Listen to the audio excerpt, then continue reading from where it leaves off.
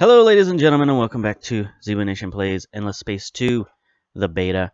I'm going to do an extra episode this week just because the last episode was so short. Had to cut it short to go attend to some business.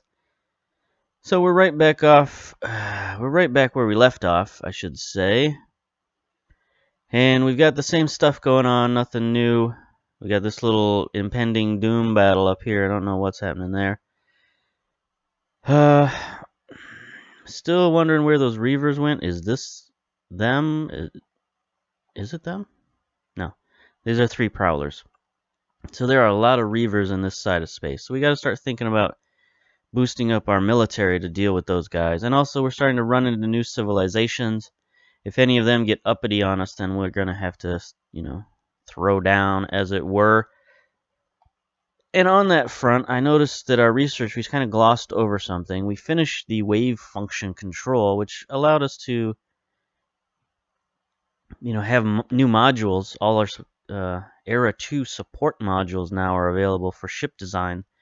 But also this little nugget here, mobile energy weapons, Empire Improvement Military. These heavy platforms can withstand the rigors of gravity and weather thanks to powerful nuclear engines and advanced drive and weapon systems that they can power. So we unlocked the armored units for ground battles. Now we haven't done any ground battles here. In my other playthrough that's a little more advanced, I'm over 100 turns in that playthrough. I have had one ground battle, and it's very simplistic design, but also I read on their website that they haven't fully implemented it for this patch. So maybe for the next update, as they get closer to launch, they'll implement. What's supplement? I don't know. But they'll implement more of these features and sort of flesh out everything that they've got in the game. And again, they've got a wiki on their website where you can go and see all these different things. You can see what they've implemented, what they plan on implementing, what's different between the beta and what they imagine the full game of the version is. And, I'm talking about this game and Amplitude Studios and all that stuff and directing you to their websites and things like that. But I'm in no way sponsored by anybody. Of course, I get like 10 views on my channel. So I'm just trying to point out a game that I like, a series that I enjoy, and you can take that for what it's worth. Pro bono. Not going to charge you anything. I'm not even putting ads on my videos. If you see an ad on my videos currently, that means someone else has claimed them and are trying to profit off of them. So I don't put any ads on my videos because there's really no point. Nobody watches them. Now, if I get some videos that start getting up in, a couple of, I think, 100 views. I think if I start getting videos with like 100 views, I might put ads up because that would make sense. That would actually wouldn't. It would. I guess your annoyance would be worth it. It's hard to put it that way, but that's basically what it is. I just made some baked chicken, and there's like, I didn't burn it, obviously. Well, not obviously, but I didn't burn it. You gotta take my word on it. But there is a level of smoke in the air that's causing me some discomfort. So there's something in the oven that did get burned, and it wasn't the chicken. So I gotta maybe clean out the oven a little bit. Anyway, that's the kind of insight that you get on my other kinds of videos. I don't usually do that stuff on this video because there's too much to talk about. But, I like to talk about baked chicken and what I drink and things like that. Oh, speaking of which, going to crack a Perrier.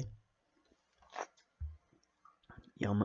Well, no, you're not yum. I don't really like a Perrier, but I've gotten used to the taste, the flavor, the mineraliness of it. But yeah, it's sort of what I can get around here from Amazon in their Prime Pantry. So that's what I get. Anyway, you don't need to know that. So let's get back to what we're doing here. We got to deal with this issue number 1.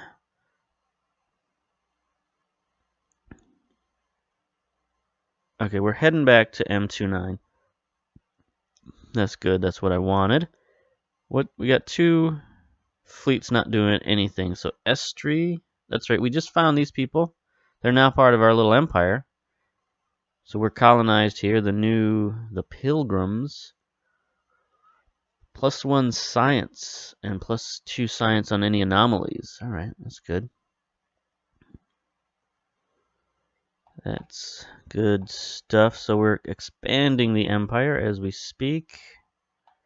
I guess. I guess we'll head. No. Alright, this scout has done enough service to the empire. Let's head him back to Iena and get repaired. That seems reasonable. Then I suppose... No, we'll keep the fleet there in defensive formation. We're not really that interested in what's here. It seems to be an enemy planet is there, so... Or not an enemy, but an AI planet is there because of this arc.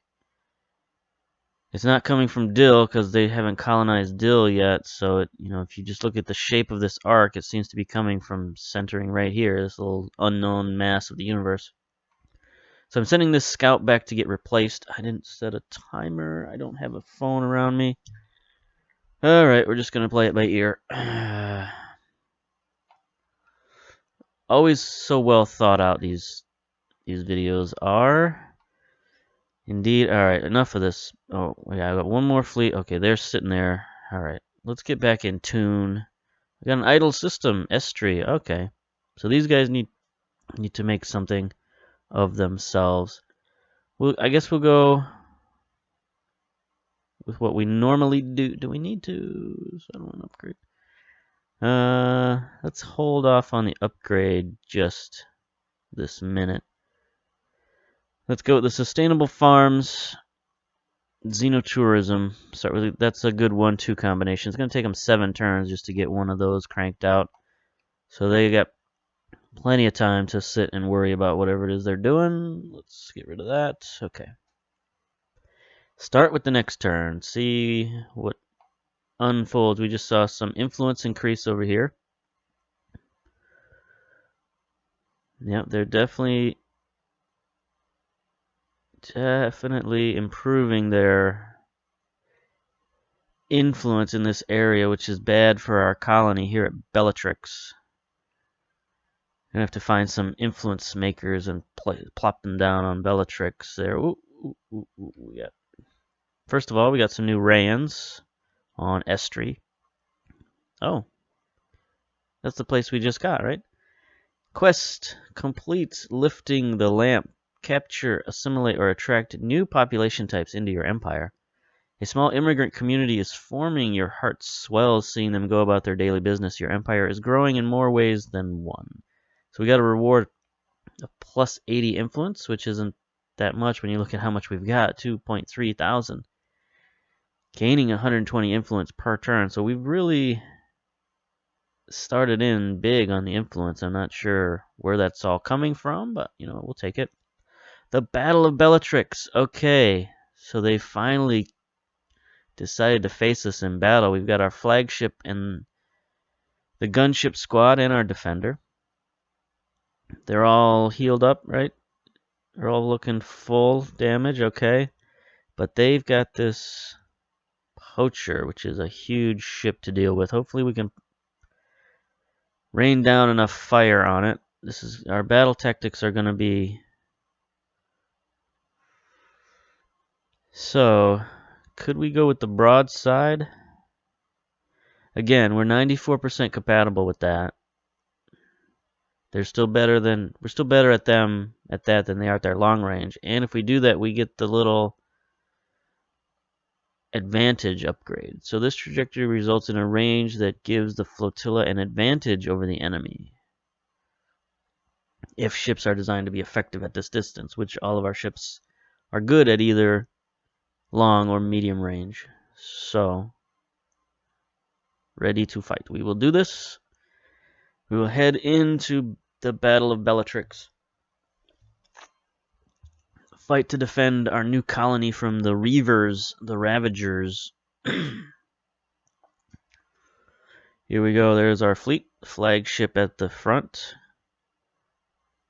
Here they come warping in. There's their big daddy. Man, that is a big ship. It's got to be like cruiser class or frigate class. Frigate class, probably. Here we go, loading up our new fancy guns. Bursting at the seams with Hyperium. Now here we go, firing the first salvos as we're heading forward. The gunships are better than the scouts because they can shoot forward. The defenders can't really shoot forward. They're not effective until we get to the broadside range. So we're taking damage. They're going after our defender, which is fine. He's soaking up hits. Soaking up hits as we head towards them. His shields are holding. Oh, we're blasting. They have no shields, so we're plinking away at their armor of their big ship. Looks like we've focused most of our fire on the big ships. Gunships still firing. They've got some torpedoes they're letting loose. They're firing at our flagship now. All right, here we are making the turn. About to bring full broadside to bear. Their prowlers are still plinking away. Nice little laser battle we got going on. I'd like to take out at least one of their ships in this little exchange. Oh, our flagship is getting hit quite a bit there. Our armor is toast. Our shields are gone. Firing those Hyperium lasers. Okay, we got one ship down. That was their big ship. All right, they're in trouble now. Still firing at the defender. Who knows that's a that was not a defender. There's the defender. Defender might be getting blown up, but there's their prowler. There's their second prowler. All right, so that was a costly victory. I think we took a lot of damage there, but we took out a big ship. Did we lose two ships? Did we lose our flagship? No. So we lost the defender. The defender took a lot of shots. But that's kind of what it's there for. It's there to soak up hits. So that's not a bad thing. Gunships got through relatively easy. The flagship did not fare so well. They got away with 1 hit point. So I think what happens, bear with me on this leap of logic. If your flagship is destroyed during a battle and you win the battle, you get your flagship back. Like he's on death's door. He's got the little heartbeat symbol there. If you look real close right there at his little icon here in the upper left-hand corner, he's got the little heartbeat symbol right there. That's not usually there, and it's there on his ship as well.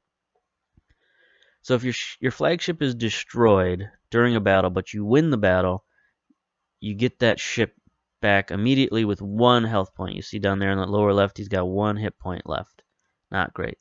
Now, if your flagship gets destroyed and you lose the battle, your guy doesn't die. At least not so far in the beta. I've had some guys lose battles and get destroyed.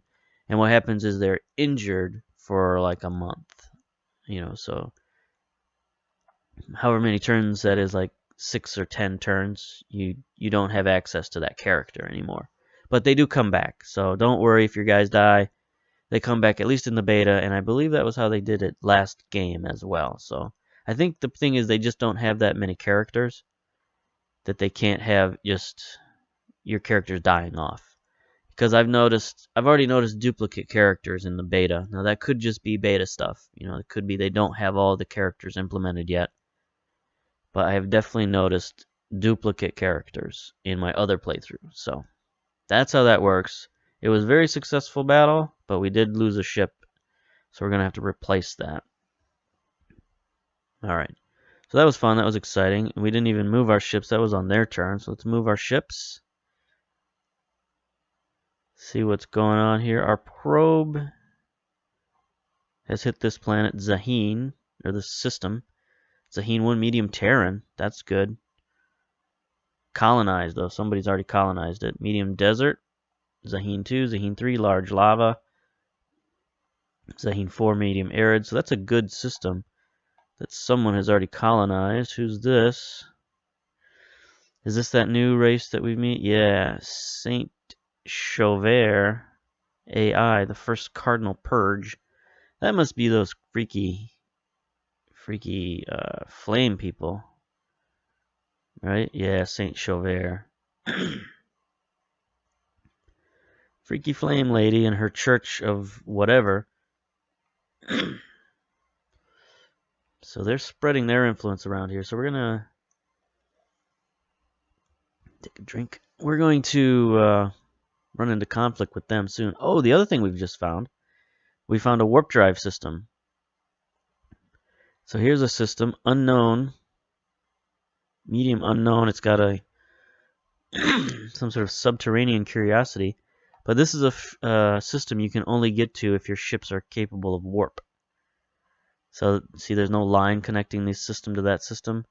So you have to have a warp drive capable ship. And usually what happens is your ship will travel to the nearest system that has travel lines, and then it'll just warp there. I mean, it won't warp. You'll see it moving in a normal fashion, whatever your speed is. It just doesn't have to travel along any lines.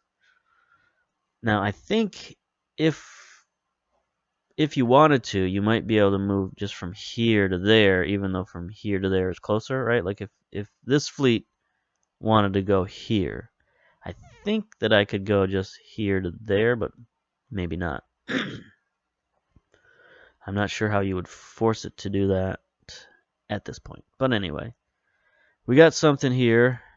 New minor civilization discovered, the Epistis. Epistis? Epistis. I don't know. They're warmongerings, selfless, politics unknown. A minor civilization in the Zayin system. Oh. So they haven't colonized it. There's a minor race there that's colonized it. Well, we want these guys for sure. Alright, so we got to get there. Oh, there we go. Contact. Neutral. -10 for 4 turns. So let's praise them. There we go. You know, we could just... You know, I do like assisting people. It's fun. I don't know. Let's try it.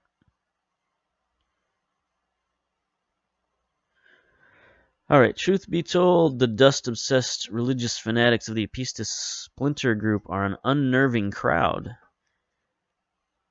The opinions of this small group can easily tilt the balance in the decision to join your empire. So when the leader looms close, eyes intense, and asks, "Will you help us?" you don't really have much of a choice. They worship dust, and they want you to send a hero to cement their political influence among the populations. It could be a good move for making the Epistis more accommodating. New objective: orbit Zahin with a hero for 8 turns. Alright, they need a hero. So, oh, this is probably what's happening here. No, that's... Yeah, that looks like it could be a hero ship. It has some sort of Ankh next to it, so I think they're trying to do this here. So let's just influence them and assimilate. Bam, take that right out from under your noses. The Zayin have been assimilated. Alright, so that took us, to do that, it took us like, I don't know, a couple of hundred influence, which at this point in our lifespan is nothing because we've got 1,800 left. We're making 118 per turn. So I don't know if the developers want to change that. Population is being abducted on Saint Chauvert AI. Saint Chauvert is stealing your population growth. What? Is that what they were doing? Oh, that's got to stop. That's got to stop. We just assimilated these people. You can't be taking them. They're ours now. Don't touch my stuff. I would send these people, but they're not really fighters at the moment. So yeah, we might be having war with these Saint Chevalier people, these cavaliers, if you will. So they're out here on Spisa, however you pronounce this particular station. Yeah, so we're gonna start bumping into them real soon, and they seem aggressive. First Cardinal Purge. That sounds bad. That's why they're stealing people. I don't like these guys already. They don't fit with our vision of a peaceful, imperialist conquest of the universe. We're just flying around helping people. The fact that we're also encouraging them to join our empire is really for their benefit as much as ours. But this does complicate issues. So we have Bellatrix. We have Estri. We might want to colonize Deal as well, because that would link our empire. But I'm sure that might cause a little bit of consternation on this other empire's part. The who are these people? The green people, the Doria.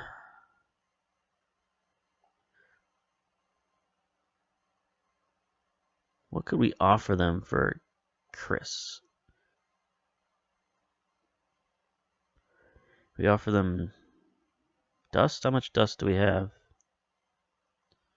Is that what it costs for? Because that number seems to pop up a lot. That 1828. How much dust do we have? It doesn't say, does it?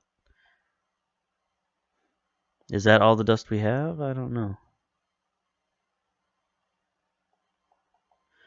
I don't know. Let's try offering them. I'm pretty sure we have at least 1,000 dust.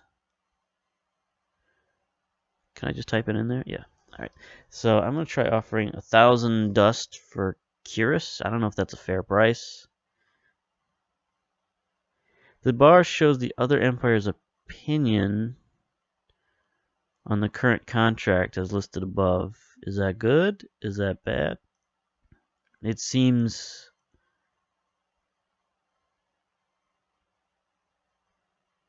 So this is happiness and this is sadness. So it looks like we're halfway in between happiness and sadness. I don't know. Let's try. Let's see what happens. If we can just buy their colonies out from under them. Again, that's, peaceful conquest of the galaxy. That's not so bad. So we've got this problem to deal with. That'll be fun. Academy power increased. The power of the Academy has reached level 4. Heroes will start at that level when recruited. Awesome. Population affinity. The Rayans are growing. Good news. Oh. This is what you bring to our table. Our ancestors were turned in their sea graves. Get out of here. I kind of like this lady. I mean, she didn't agree to my diplomatic treaty, of course. But she's got a bit of snark to her, a bit of sense of humor. Population lost. The Hishu have left Pegasus. Where did they go? Aha, did they go over here? They did go over here to Pegasus 3. Alright, that works. Maybe. I think that's how it works. It seems like that's what happened. It seems like they left from Pegasus 1. There's only one. No, there's not even one slot left. So Pegasus 1 is pretty much full. Now they can start migrating over here to Pegasus 3. Good. And we're going to soon get arid, extra dry over here to be able to colonize Pegasus 2. So that would be even more places for them to migrate. Alright, so stuff's happening. Good stuff. Production.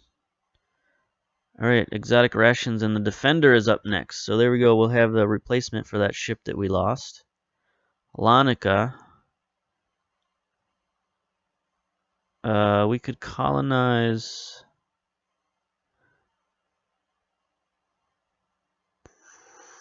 Not a lot of room on this planet. It's a small, hot jungle planet.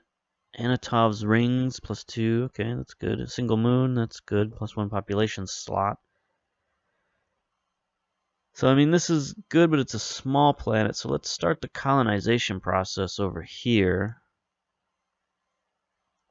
Lava, arid, desert. We might be able to colonize those soon as well. And there's a subterranean thing we could research over here. So let's upgrade this settlement. Let's increase their production capability. Let's see. You know what? I'm gonna buy out the drone networks. That'll give us +5 production, +5 food. Because right now our food is super low. So I'm gonna add that in one turn. Why is our food so low on a jungle planet? I don't know. Can't these people like forage? Maybe not.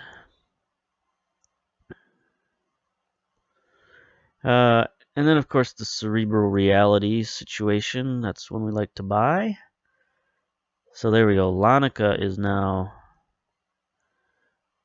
gonna be flowing. So it looks like Pegasus is gonna be our shipyard, which that's not too uncommon for these games. You know, a lot of times your home city or your home system, it becomes sort of your production center because you build all of your stuff there, and it's just easier for the game to promote your own victory, I guess, or promote your competitiveness in the game if they give you a good starting system. So anyway, I guess that's all we can do for that turn. We got 2. Alright, so this fleet here is not doing anything. Are there any anomalies we can scan? Let's take a look here. Not seeing any anomalies there. Zhu? Nope. Oop. There might be one at Zhu. Life form? We'll check that out. Now, I should probably upgrade that hero ship. And the other thing I was going to think about doing, let's see, I got one more fleet. It's not doing anything. Don't know what that's about. The other thing I was going to do, I was going to check the marketplace, because you can buy ships, right? Displays all purchasable mercenary ships. None. You can buy heroes. Display all purchasable. Alright. So we're missing some technology to be able to buy heroes. We need the relativistic economics. Alright. So I was going to buy a hero, but I guess we'll just wait for our academy to produce one. And I suppose that ends the turn. Oh, no, we got an idle systems. Jan. Oh, that's our new system. Alright, what do they need? They need food. And they need drones. And they need xenotourism. Let's see. We still have 1,500 influence. So let's use our influence to add those sustainable farms. Okie doke. Now we can end the turn. Zoom out. So I wanted another hero to, I guess, add to another fleet, or maybe boost up some of these systems in this remote region. Boost up Iena. We really need that system to pop off. Bellatrix, also we need that system because we're, up against these guys here in terms of influence. So we need all of these systems to start popping off on influence so we can gain influence over all these asteroid fields and stop the spread of these other nation states. System colonized on Karaz. That's good. Ooh, a hero available. Just speak of the devil. Alright. So we've got a militarist John Constantine looking overseer. Oh, he's looking very sort of studious. So he's a militarist, but he's an overseer as well. We got a scientist, a guardian. He's got a flagship.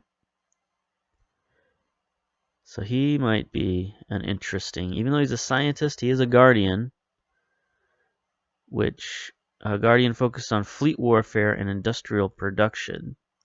Interesting. Overseers focused on system-wide resources and fleet development.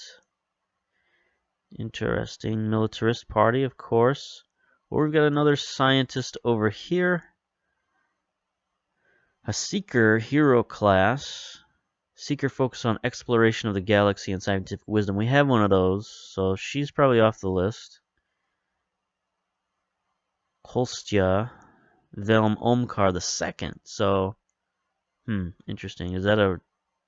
Do we have one of those already? Oleg Lagarin. I like these flagships. These are cool ships. The ops ships. Is there a real difference between them? Flagship 82 attack, 101 defense, 92 hit points. Ops ship 29 attack, 113 defense, 970 hit points. So the flagship is far more offensive. The ops ships is far more defensive.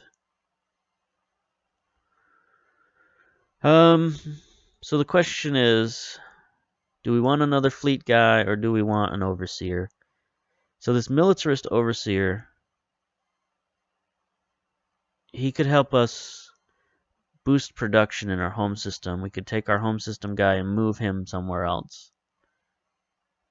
I think, so tactically, this guy would be better in terms of he's got the flagship. We can put him at the head of a armada, but we've already got one of those guys. So I'm going to go with this guy because this is more of a strategic move. Place him on a system, let him build the ships that our other guys fly. So there we go. Conform.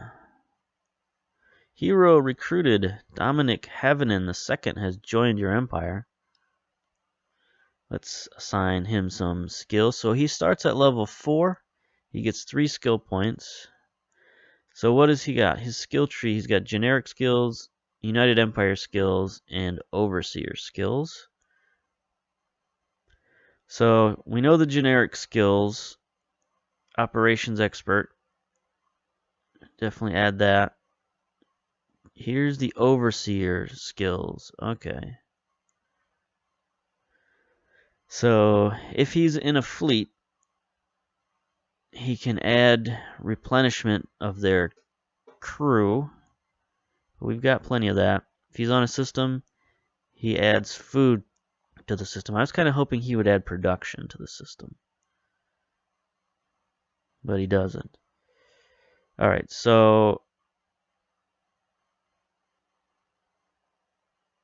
we're going to do this here. Wait, no, let's not. Let's do this. So we'll make him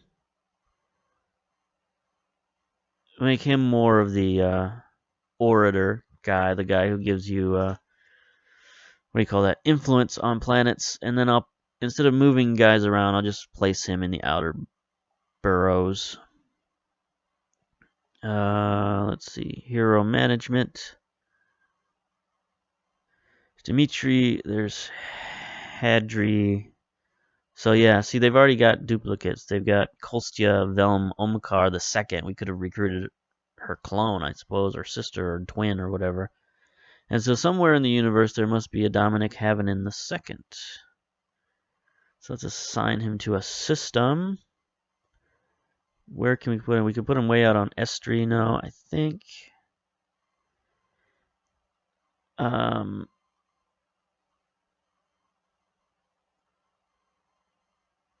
See, Lanica is unhappy. Rope is unhappy. We got some unhappy stuff going on. We're going to have to take a look and see what that's all about. But in the meantime, we're looking at... Oh, I can't put him on Bellatrix. That's where I kind of wanted to put him.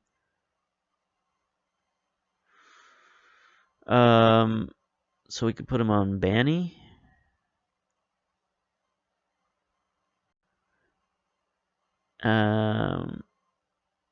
Is that where I want to put him? All right, wait a minute.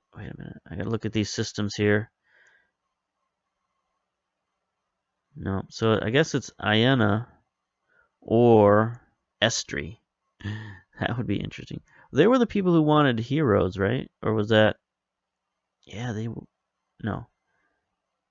That was Zain. Now we know why they want heroes, because they got people abducting their population.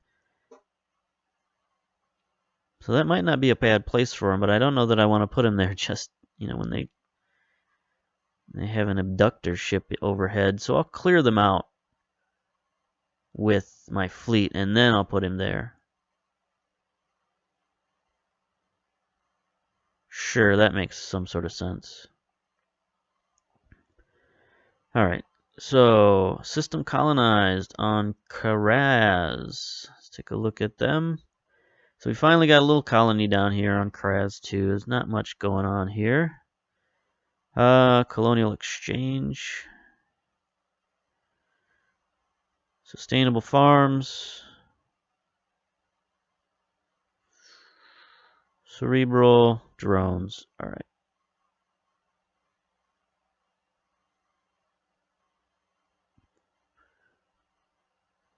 I think I'll buy out the colonial exchange for a little bit of influence. Just to get that going. Oh, don't need that. We're negative 111 gold, man. We're just going up and down on that scale right there. So let's see what else is there to do. Oh, we still got more of this stuff going on. We saw that. More population gained on Iena, Lynx, and Kraz. We all got some population there. That's good. Don't need to look at those in depth. Production. Interplanetary transport network on Kraz, drone network on Lanica, sustainable farms on Zayen. So we are rolling through our upgrades. Still keeping us in the money. We got 1.9k in gold dust, even though we're negative 111 per turn. So that is a very interesting dynamic, is that even though we're in a huge deficit, we're still able to continue to produce system upgrades. Because the system upgrades well overproduce our negative issue here. But at some point that's going to end, right? At some point all of our systems are going to be upgraded to the max, or our level of negative dust production is going to overtake how much we get per turn when we build a system upgrade. So at some point the piper is going to need to be paid on that level. So let's move our fleet. Should have done that before. Uh-oh. Was ist das? The Doria, the first procurement venture. Oh, they're trying to colonize someplace, I think. What are they doing? Are they... Caravel 3. Caravel is a trading ship. Okay, so I'm going to assume this is an upgraded exploration vessel, since it's Caravel 3. So it's probably got some, better weapons or better shields or better scanners or something. But they're blockading Bellatrix. I don't think I like that. And they're trying to slow our growth there, I think. So I'm going to send these guys there, even though they're not done scanning that anomaly. But can't have that. Can't have foreign entities scamming our stuff. Latest political survey. It appears that the industrialist political party is in the lead, but who knows? So this is a very even split here. The militarists and the industrialists still have most of the influence in our empire, but our other two parties, if they joined forces, meaning the scientists and the pacifists, if they joined forces, they're pretty much equal to the other two parties. So it's an interesting multi-party system we've got going on here. Yeah, alright, that's it for that turn. We'll keep going. Dominic is left unassigned. Alright. Assigned a system. So I guess we'll put him at Iena for now.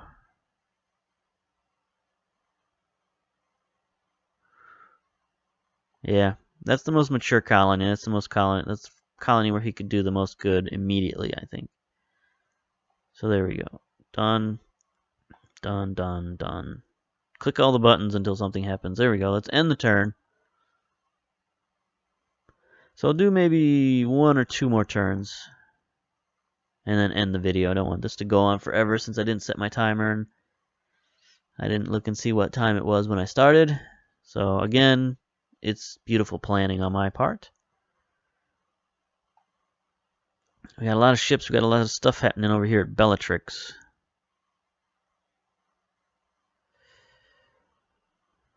Got a battle here at Zaheen. It's gonna happen shortly. If these guys don't flee as soon as our fleet gets there. Alright, so here we go. Leadership. Dmitry Lenko is leveled up. Hero management. Dmitry, let's inspect. Level up. Alright. So he's got some level 2 skills now we can look at. Non-liquid asset. This is a fleet skill. Which public relations expert, a counselor skill. So plus 10 influence on the system. And plus 5%. Wow. Is there anything that helps with happiness? Speculator. He can add to the science on the skill, on the thing, whatever. Or he can add plus 10 production. There we go. Transformational leadership. Plus 5 happiness. So this system is in need of some happiness. So we're going to let him make the people happy with his leadership skills. The hero focuses on building positive relationships with leaders across a given system and creates a united vision for how their work can boost the greater glory of the empire. All right. That's very important. You need people who build bridges, form relationships. That's how government really works. More Ryans. Our population is booming on Karis and Bani. Look at Karis as a possible population of 21. So it's a huge colony there. Production complete. A defender, a gunship on the way. Bani has a trade company subsidiary. Let's see what that does for him.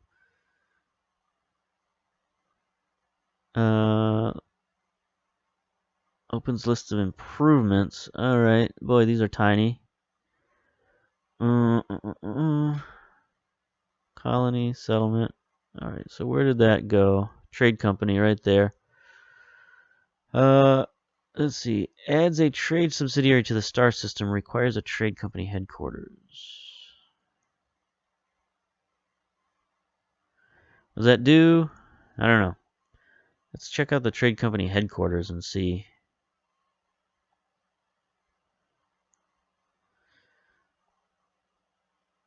There it is.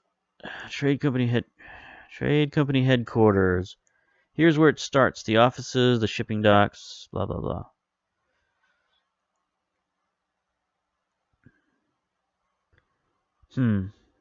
Doesn't say what it does. It does something. Adds trade company headquarters to the star system. So what does all this trade company business do? Let's take a look at trading, I suppose. Trade and resources. So auto brands, logistics. Efficiency of the company will go down as you create additional ones in your empire. This represents the overhead required to manage an empire-wide trade network. Number of state-owned freighters in this company. Buy a new freighter for this company.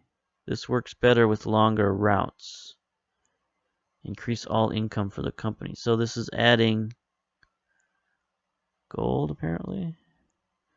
More budget for more inspectors and staffing means increased efficiency. So we don't have any freighters. We do have a subsidiary. Number of active trade routes. So I guess let's add a ship here.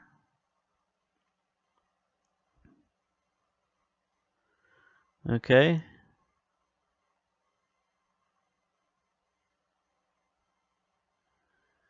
Okay, so does that give us 150? No.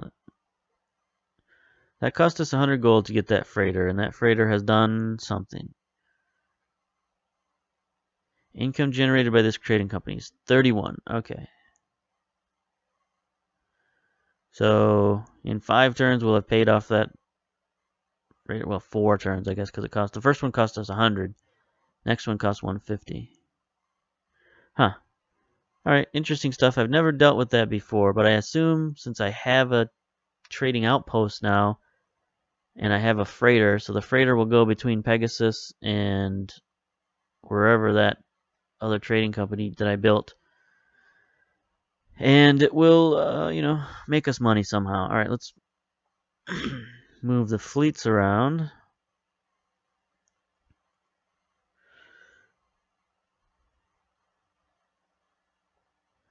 Okay, so the abductors have left the system here. We will guard this here system. Oh, nope, battle's about to start. Patrol ship versus the caravel. Let's see. 29 attack, 54 defense. We have to fight because we don't have enough health to retreat. It'll be a close fight. We'll lose. They have better attack and defense. But you know what? Maybe we can make up for it with a battle plan. Alright, so we've got the advantage at long range. We're only 50% compatible.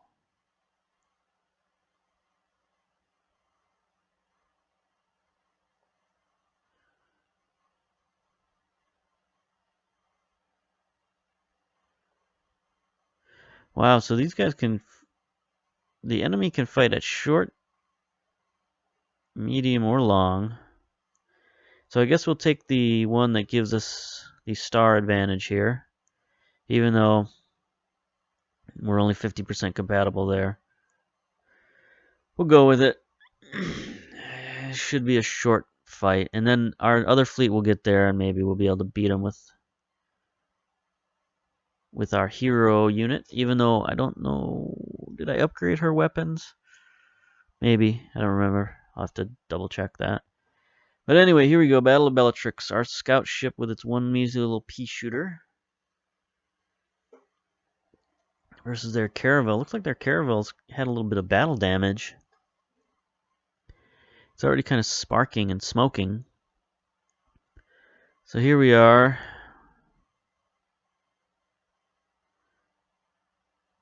Firing our little short-range minigun at long range, not hitting much. Oh, there we go. It bounced a couple shots off its armor.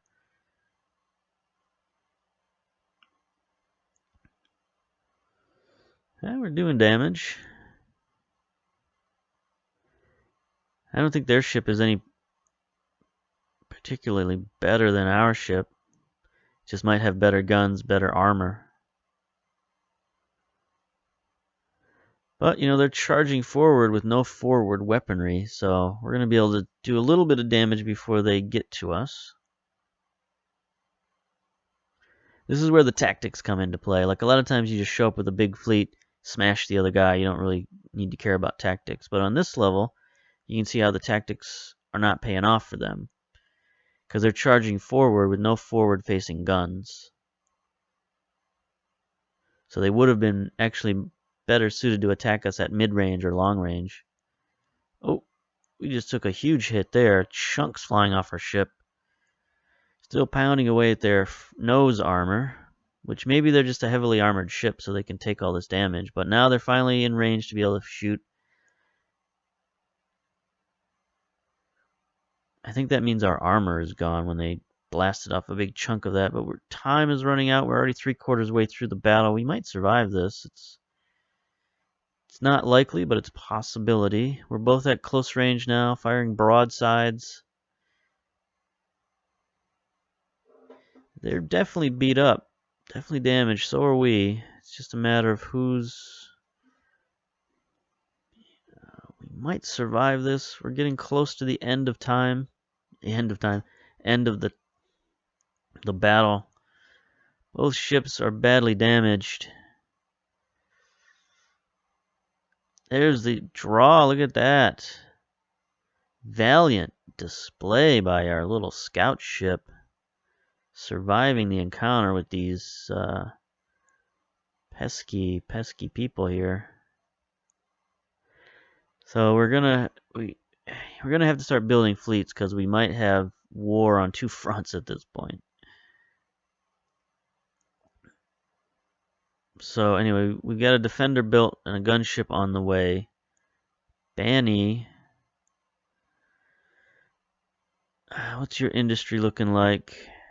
Your industry is okay, 30 per turn.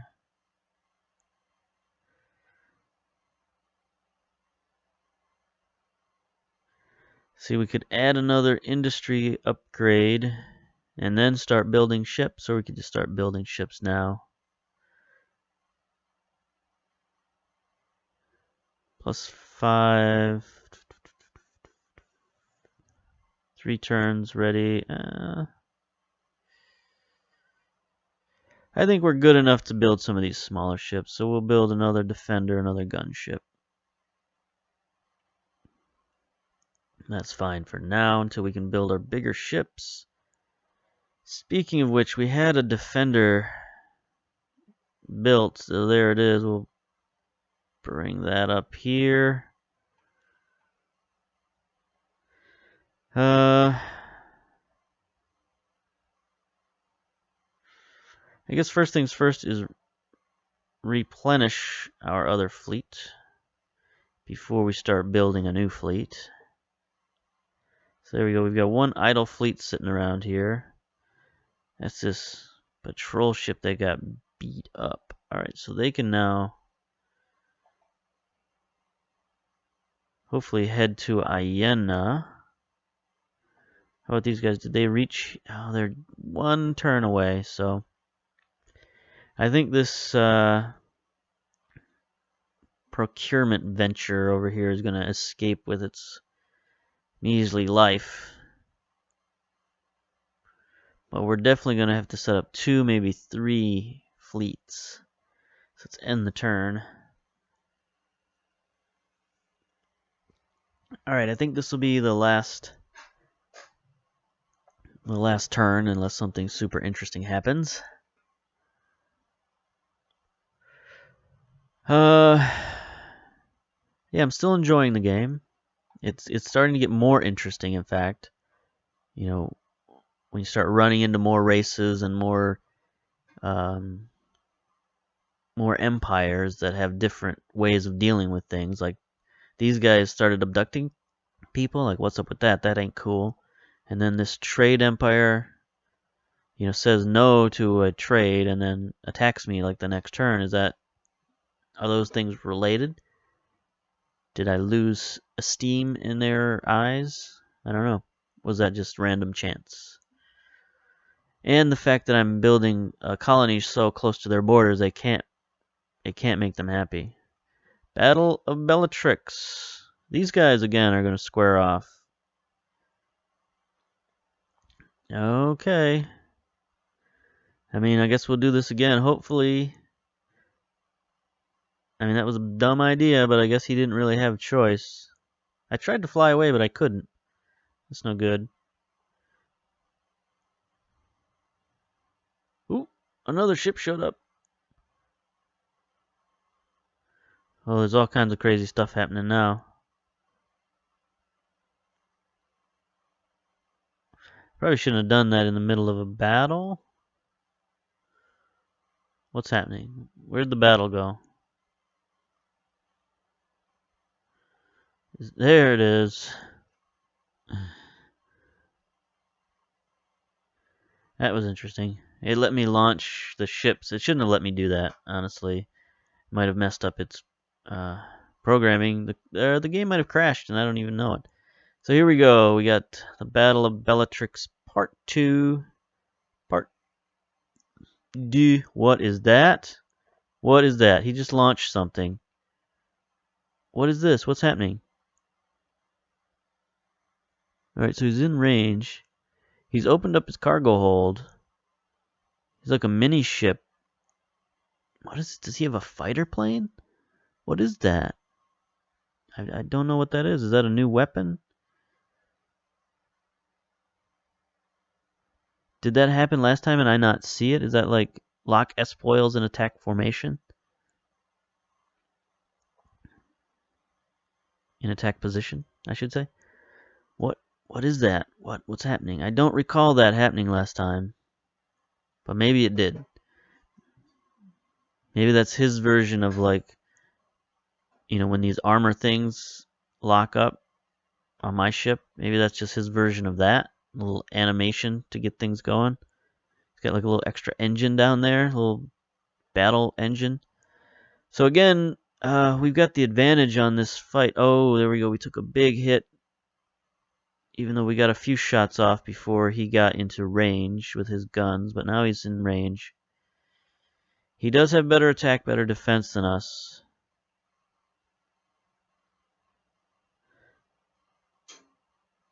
So yeah, he looks in much better health. Is this a different ship? I don't know. But there, we're smoking, we're on fire. It's not going to be long. I don't think we're going to survive this battle. Our valiant little scout ship, there he goes. Grave defeat. Alright, you shall be avenged, my little friend. And look at this guy. He is down to nothing. Down to 80 hit points. So now we ought to be able to attack. I don't want to attack the Cardinal Purge just yet. First off, I want to take care of this guy. Battle plan. Long range. Even though we're only 75% compatible. It's fine, we got the advantage. So, ready to fight. This time I'll wait. I should have stopped the turn, but I don't know. We'll keep going. I should have saved that battle for next time. Now this recording is going to be like an hour long. It's at least, I'm going to say it's a minimum a half an hour. Because last time I looked, it was 1:49 p.m. Now it's 2:01, and it's only been like 2 turns.